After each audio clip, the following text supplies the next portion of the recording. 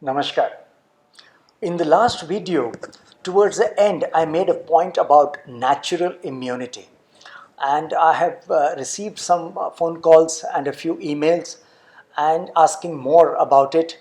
And I think I may not have made that completely clear in that video.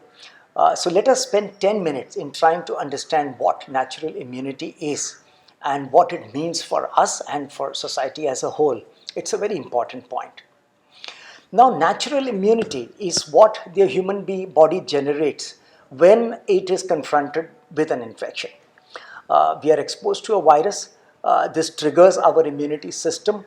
We create antibodies, and those antibodies neutralize or overpower, or whatever word you want to use.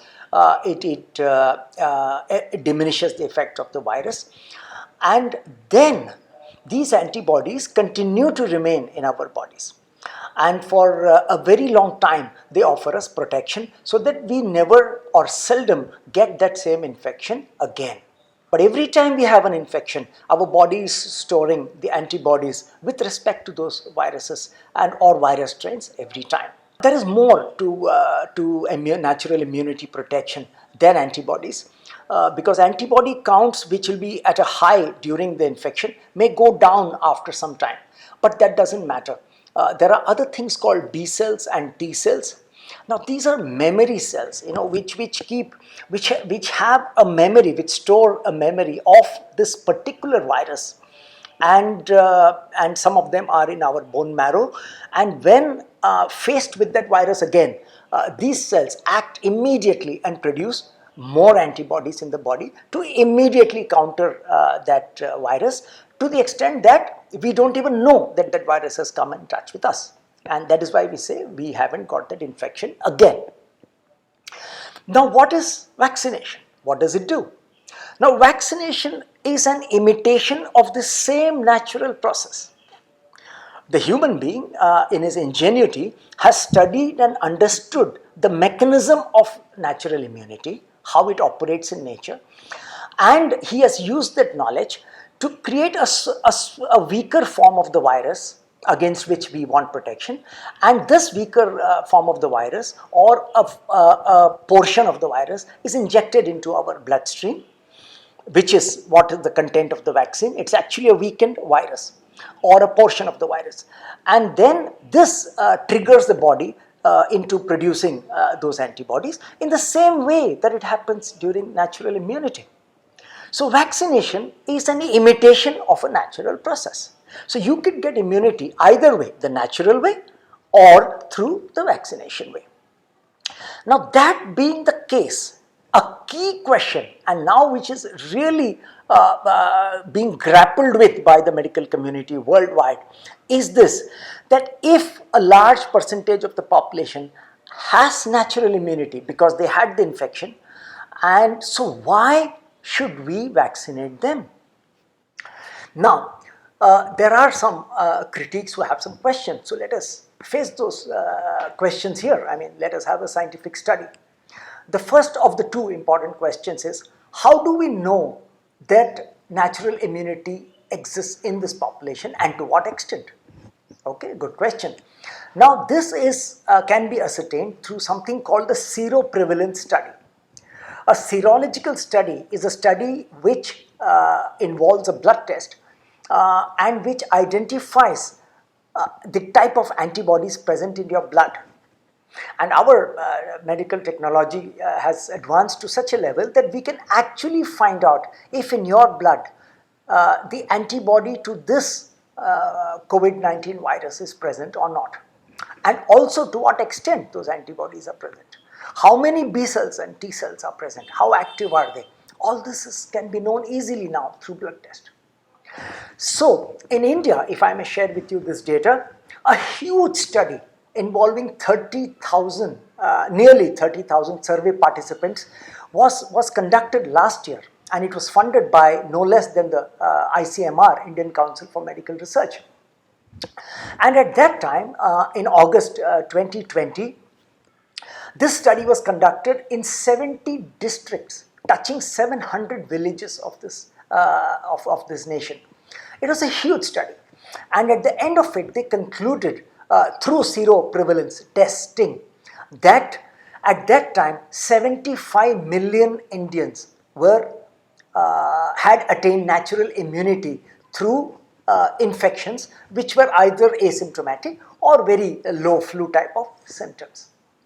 Now please remember, this is 1 year ago, and at that time the total number of confirmed cases through RT-PCR was just a few 100,000.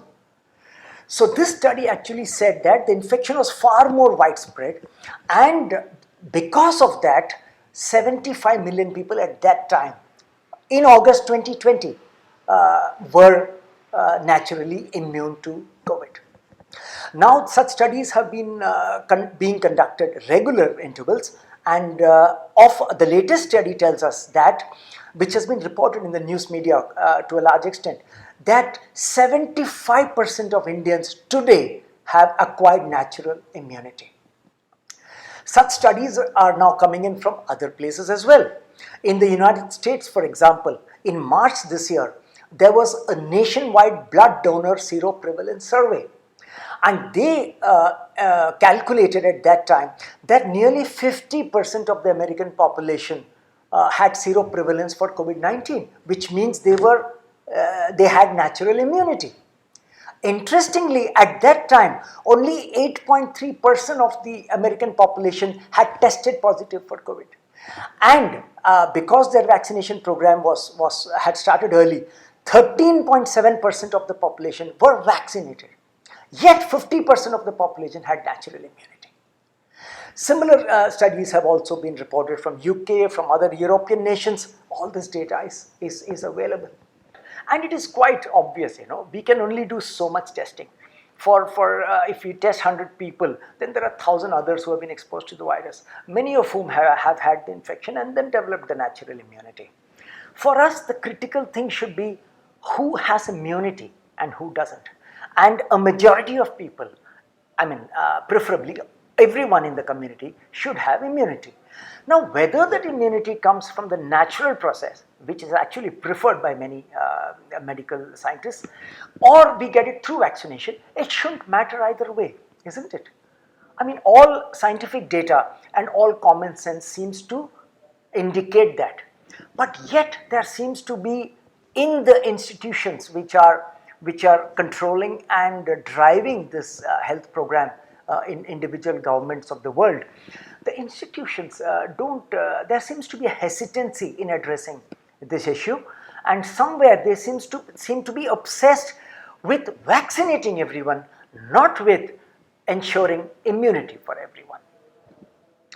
Now the second query, a scientific query, since we are doing a scientific study here, can be that, okay, let's assume there's natural immunity for a large amount of the population. How do we know it is as effective as vaccination-induced immunity?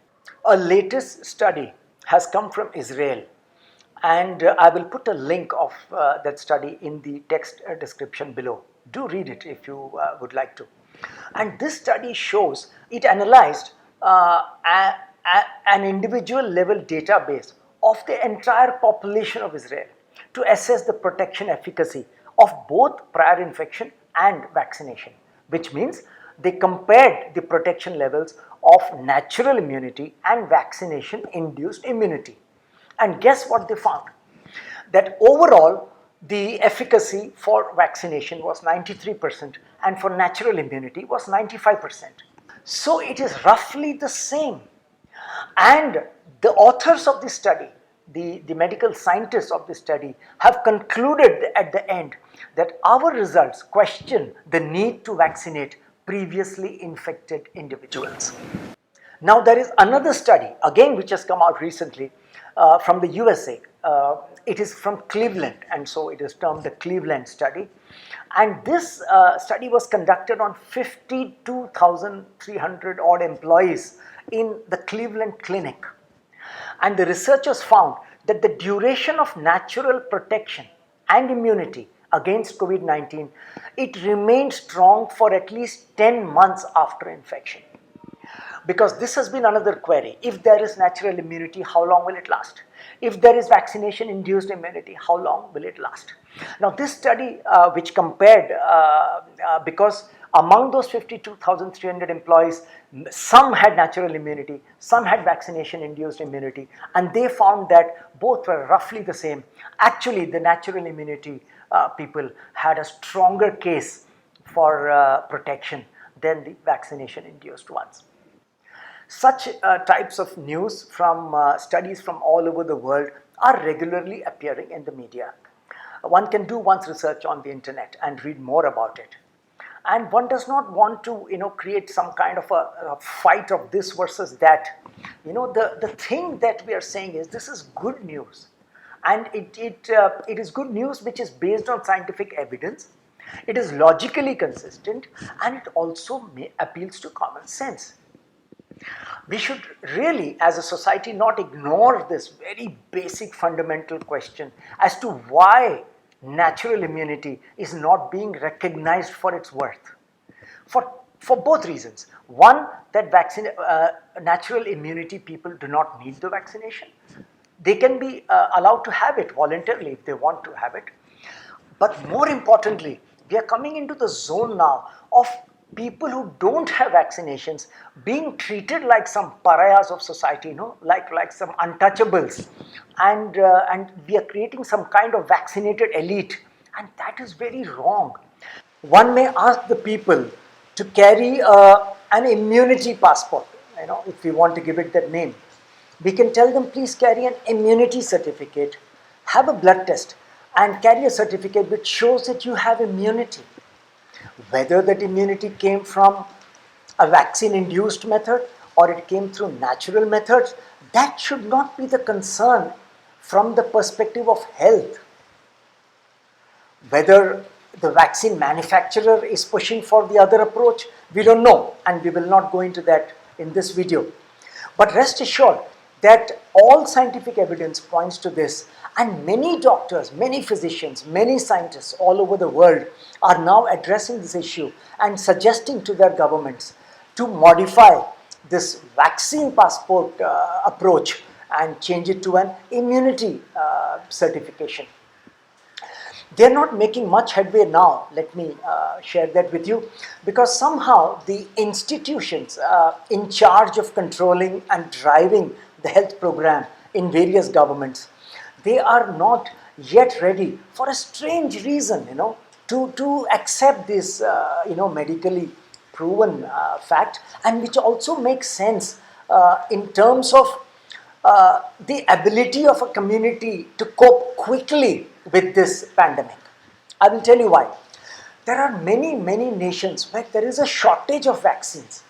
In India, for example, only 10 to 12% of the people of the population is fully vaccinated. But our seroprevalence studies show that 75% of the population has natural immunity. So now, if we can target only the rest 25% and use our limited vaccine supply to target those part of the population which is not yet infected, which doesn't have the immunity, won't that be a medically, logically, and commonsensically better thing to do? And there are nations worse than India's case. There are nations, very poor nations in Asia and Africa, which have not yet vaccinated even 1% of their population. Even those populations, when the studies are done, may reveal that more than 50% of the population has natural immunities. Shouldn't those governments, those people be advised that please preserve your vaccine, please prioritize the very limited supply of vaccines for those who really need it? I think all this combined together makes a lot of sense. I feel that it makes sense, and therefore I'm sharing it. Don't take my word for it. Go and visit some of the links that I will provide in the description below and do your own research. And based on what I have said, also do some thinking. I think even for all of us, those days are gone when no one had information, very few people had reliable information, very few people were educated enough to understand the information. That is not the case today. All of us can have an understanding of this. And those amongst us who are attached to the medical community, doctors, nurses, medical administrators, etc., it is more a moral duty for you to study this. Because how else will you answer a question if I, as a patient, come to you and ask, doctor, which is better? I have natural immunity. What do you recommend? It is a medical question. It is also an ethical question in society. So let us look at all of these in the interest of our own satisfaction and our own peace of mind, because this pandemic has resulted in a lot of us losing our peace of mind.